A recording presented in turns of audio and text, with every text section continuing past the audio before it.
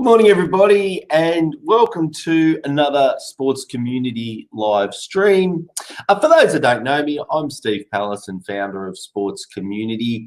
We're doing today's session from my desk because the webinar studio is out of action today, which is a little bit frustrating, but hopefully we'll get it up and running for tomorrow. We're coming into, or we're passing through the AGM season for summer clubs. And so what we're seeing is lots of clubs have been running their committee meetings via online meeting platforms, Zoom, etc.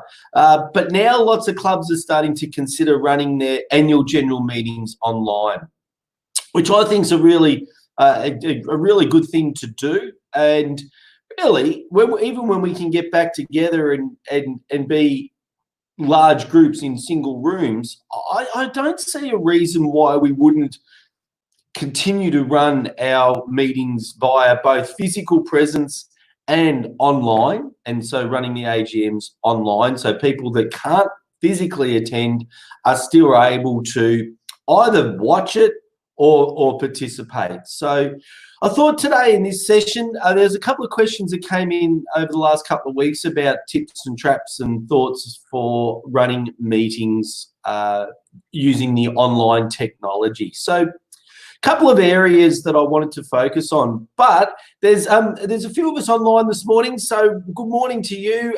Just let me know who you are, say hello in the chat, and also let me know if you've been part of committee meetings that have been run online, if you've been part of an AGM run online, what's worked well, what hasn't worked so well, and let's share those experiences together. So we're used to running large groups online. Our webinars regularly have 100+ people in them, and so in that sort of format, what we find is that you can't run camera and microphones. So that then opens up the other side of communication within meetings, which is the chat. So the two challenging areas really for AGMs is the question time and the voting. So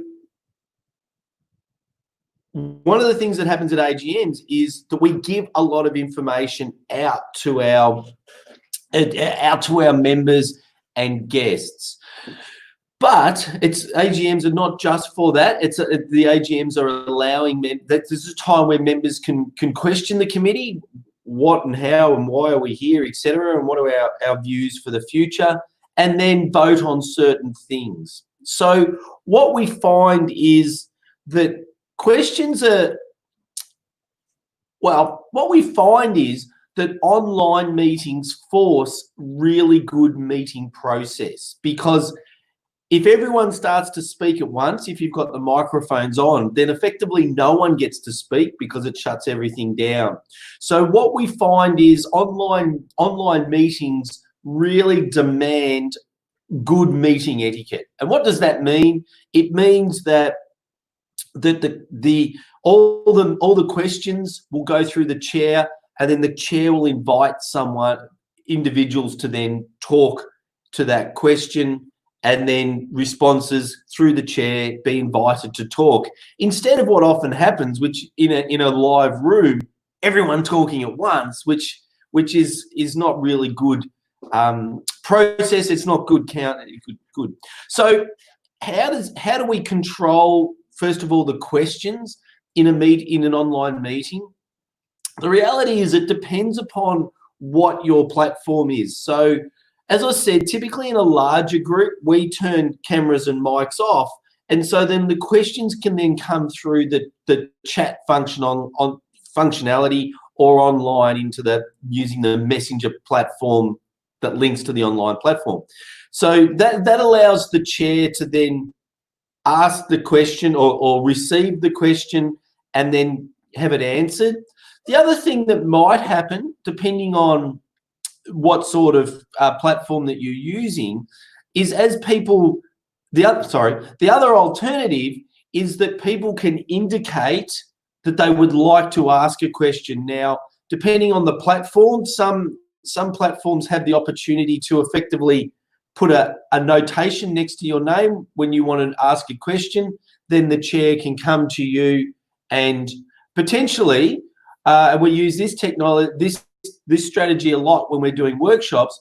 Turn your microphone on, or even turn your camera on, so you can ask the question of typically the committee or respond to a discussion, and then turn your microphone off, respond, and then turn people's microphones on and off.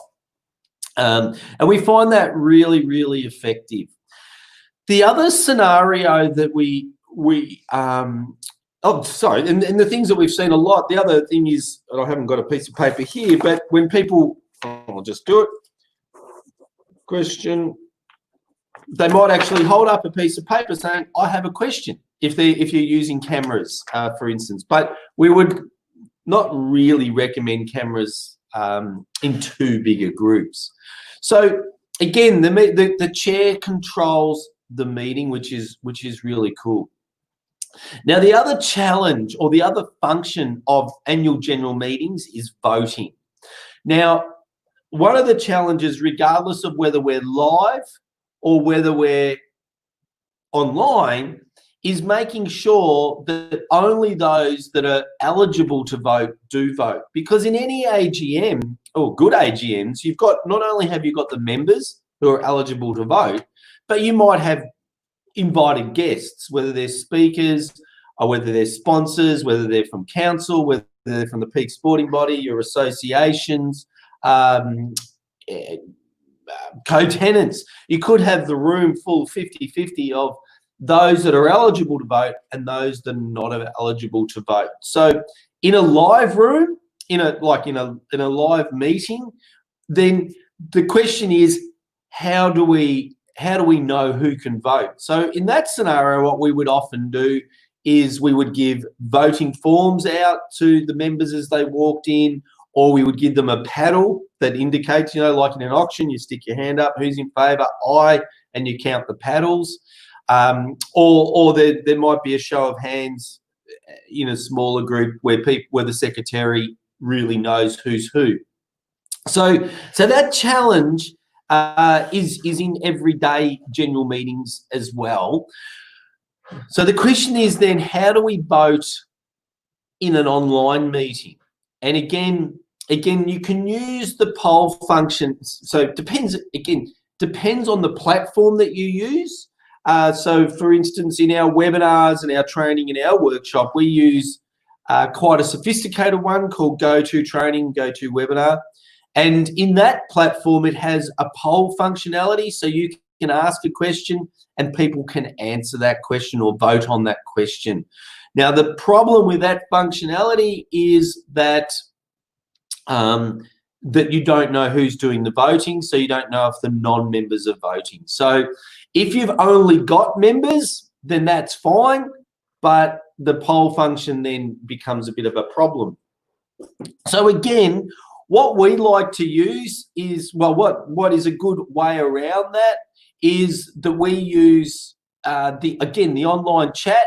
We will ask the question to the resolution that's being put, the motion that's being put to the group, and then we'll ask people to respond into the chat functionality. Now, it's either, if it's a public vote or an open vote, then it doesn't matter. It can just be everyone can see who's voting what. But if it's a private vote, a secret ballot type scenario, then normally the chat functionality within your online platforms allows for you to send messages specifically to privately to a specific person.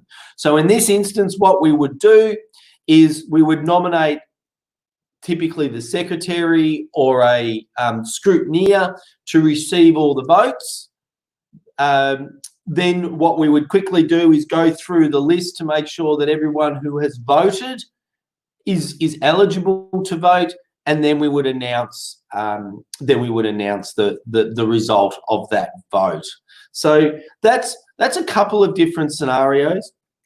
again, we're getting into quite complex meeting theory methodology. So the other thing that your rules may allow is it may allow proxy voting. And so that's another thing we need to take into account. So proxy voting is where I may or may not able to attend a meeting, and I may nominate someone to go in my place to go to speak on my behalf and to vote on my behalf.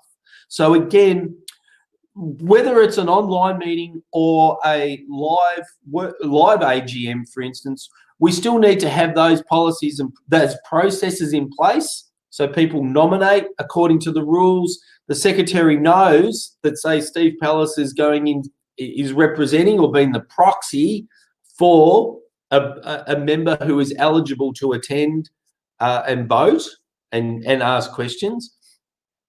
And so then when it comes time to go to the online meeting, then we all know that I am actually able to vote on behalf of another member. So again, just a little bit of complexity. Certainly there's lots and lots of different functionality, lots of different ways to run your online meetings really, really productively, really well, really in an engaging manner.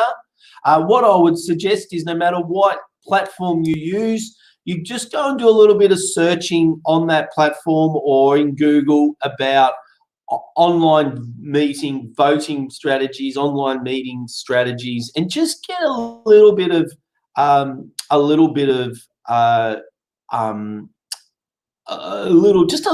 feedback before you delve into it. So Deb, welcome to you. Star Club, one of the field officers from the South Australian Star Clubs, welcome to you. Mid-North, can't remember which one that is, but I think including the option to attend an AGM online will assist clubs achieve their quorums. Yeah, very good point. One of the big challenges that clubs have is that they don't achieve their quorum. Now, a quorum is the minimum number of people required by the rules of your club before a meeting can be deemed to be a properly constituted meeting of your club by which decisions can be made. And so, yeah, you're absolutely right, is that by having online and live, if we can, then that allows us to more easily or more logically, more easily achieve the quorums that we need so that our meetings progress. So that's a great point. I hadn't thought of that this morning. So yeah, there's a little bit of I like the online meeting functionality, to be honest, because it promotes good meeting methodology. And I'm not a bureaucratic stickler for good, rules that don't need to be in place and all those sorts of things. But unquestionably, when you've got good meeting process, then that allows for much better meetings. So, for example, you might have a resolution. Sorry, it's not a resolution until it's passed. You might have a motion put to the meeting, and so then the chair would get the person who is raising the motion or to talk to the motion. So they might turn on their mics, and then the chair, again, just good normal meeting methodology and practice. In a lot of AGMs, the chair would say, who's got a comment, who wants to say anything? But we don't, that's not good meeting practice anyway. The good meeting practice would be, rightio, who wants to speak against the motion? Is there anyone that wants to speak against the motion? Because if there's no one that wants to speak against the motion, then we might as well just go straight to the vote. So again, alternating, the chair would then say, does anyone want to speak for the motion, against, for, against, for, against, for, against, for. So yeah, I really like the fact that it brings in really strong meeting methodology that, again, should translate back into when we do our live workshops. So Susanna, thank you very much. I think one of the things that I've been thinking about in the last couple of days until Victoria went backwards a little bit and reality set in was, well, as we come through COVID, what are all the new things that we've done during COVID that we're actually going to keep when we go back to normal? And there's a whole list of things in my life that I'm just going to keep. I really like, for instance, I walked to work today. I don't even know why I never walked to work before COVID, but never did I do that once as an example. So there's a lot of things in Clubland, a huge number of things in Clubland that the COVID period is forcing us to try, to experiment and find out that they're actually better and easier than what we were doing them traditionally. So I think that's pretty cool. So until tomorrow, I must admit I'm really, really looking forward to the discussion tomorrow with Craig Armstead, ex-CEO of the Essendon District Football League, as two ex-CEOs of football leagues explore salary payments in community sport, and what is there a place for paid players in community sport? If so, in what scenarios? Et cetera, et cetera. So we're going to unpack that, and it'll be really, really interesting. And if you don't have player payments in your sport, it'll still be a very interesting conversation to see why they kind of came into sports and making decisions about that. So thank you, Susanna and Deb, as normal. And the Star Club crew, great session last night. I really enjoyed the webinar we did last night on social media. And until tomorrow, I'm Steve Pallas. Thank you for being part of our sports community.